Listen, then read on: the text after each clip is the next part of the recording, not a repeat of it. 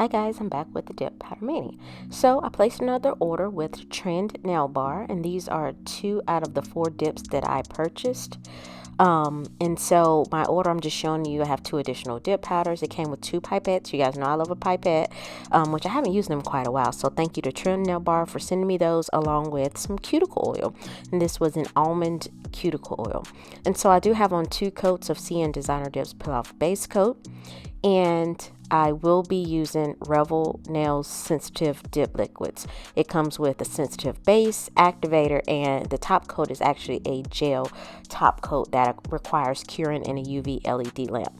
And so I will also be using the clear sample that TrendNailBar sent me in a previous purchase as well. And so the 2 colors are sage green, and I forgot the name of the other color, but this one is a sage green. So guys, just hang out with me while I do this dip powder application. And just that fast, I am back. And so I just wanted to mention that these 2 colors were sold in or advertised on the site as a trio set. And so I just purchased 2 out of the 3 colors.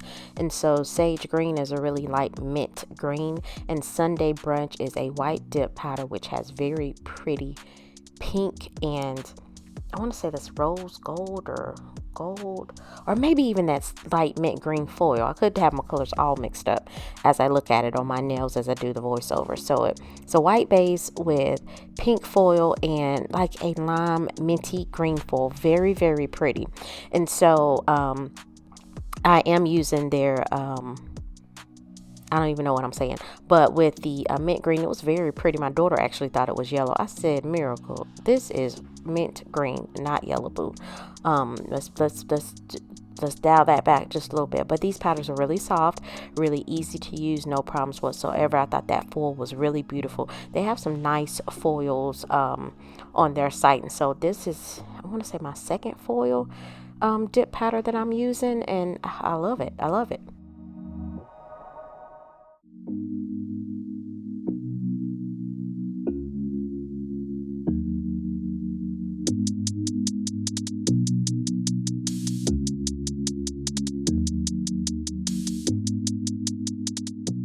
So I decided to bust out the pipettes that I got from them. And so I was like, you know what? I'm up here trying to dip my nail. Let me get this pipette. So the key with using a pipette, you want to squeeze it before you get to the dip powder, because if you squeeze it while it's in the dip powder is going to splash up like a geyser everywhere. And so you want to squeeze the pipette before you get to the dip powder. Once you place it in the powder, release the squeeze, and it will suck the dip powder up into the shaft of the pipette, and then you can squeeze it to apply it over the nail. It's a really easy way, in my opinion, to apply dip powder without getting it all over the place. Now, if you don't aim right when using a pipette, yes, you can get the dip powder everywhere, but I've been using pipettes for quite some time. I want to say when I first started dipping, I was using pipettes. You can do pour over. I like pipettes. They're not reusable. They are disposable. And so when you're using a foil dip powder such as Sunday Brunch, and that thing was sealed good, I was like, hey, ain't nothing spilling out of this doggone dip powder jar. But I digress. When you're using a foil and you pour that into whatever you're using, you always want to tap the container, cupcake liner, give it a little shake, because you want those foils to pull to the top of the powder, so that when you put your finger in there, you get as much foils as possible. And so of course with the first coat you're not going to get as much, but then with the second coat you're going to get much more on the nail. And then I am pressing my finger on the foil to get that to lay flat. Some does get removed when I brush off for the second coat, but off camera, after I did the second coat, I went in and individually placed foil. I just put a dot of the dip base and where I wanted the foil to go, and I just picked it up with my plastic cuticle stick and placed it on the nail. And so I'm applying that to my index finger, my ring finger, and then I'm going to do like a little French on my thumbnail.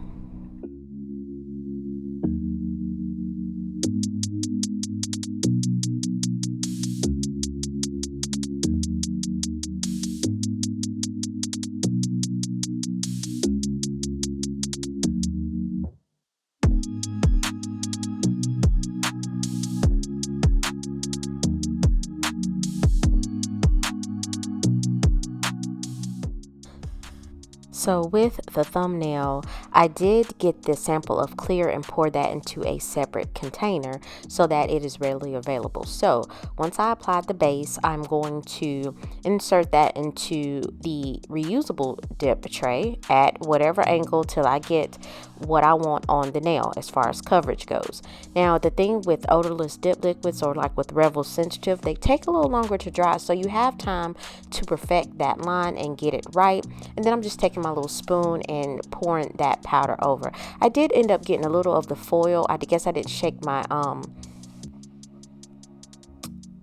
thumb hard enough before going over there to the clear. I did get a little foil in there, but I was able to easily pick that out. And so I'm going to repeat that application again. You'll see me tapping the disposable tray to bring that foil up top for each application.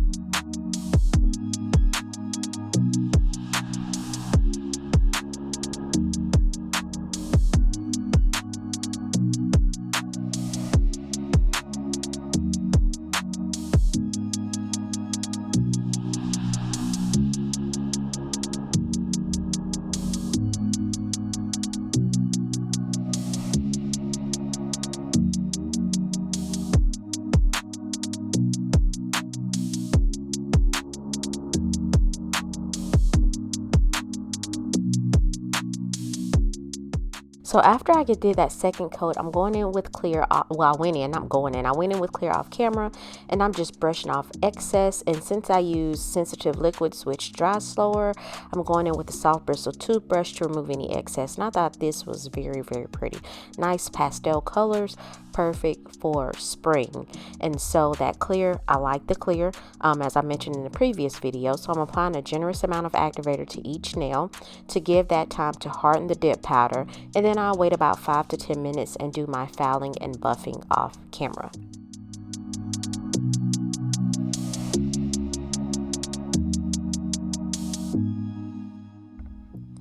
So after filing and buffing, I did clean off excess filing and buffing dust and cleaned my nails with water. I'm going in with 𝑗ewel𝒉's Jewelry Gel and this terrible brush that I need to recondition. And so I'm applying that to my thumbnail because I'm going to go in and apply some, look at that brush, look at that brush, because I'm going to go in and apply some rhinestones to kind of because the line it's a decent line, I will say, but it's not perfect, and you guys know I have to add some extra stuff to my nails. And so I'm going in and applying Revel's the sensitive top coat, which is I think it's a 𝑻𝒊𝒔𝒉 gel top coat. And so you apply a thin layer to each nail because you're going to end up applying 2, and you cure for 60 seconds in between each coat. And it does leave a tacky layer or an inhibition layer, so you have to clean it off with 90% alcohol. Now here I got a little bit too much gel polish on my nail, and so I'm going in with a pink rhinestone and a little circle I don't even know what you call that, geographic shape. I don't know what it is regarding nails. It's a circle, gold circle. So I'm applying that, and then I'm going in with AB rhinestones that I got off Amazon. I'm just applying that to the line. Kind of reminds me of like a little ring on the nail. And then off camera, I do apply cuticle rhinestones to my ring finger and my middle finger, and I do cure for 60 seconds. Again, with the top coat, first thin layer, cure for 60 seconds, and then you're going to do a second thin layer, cure for 60 seconds, and then you're going to take at least 90% isopropyl alcohol with a lint-free wipe and clean off the inhibition layer from curing.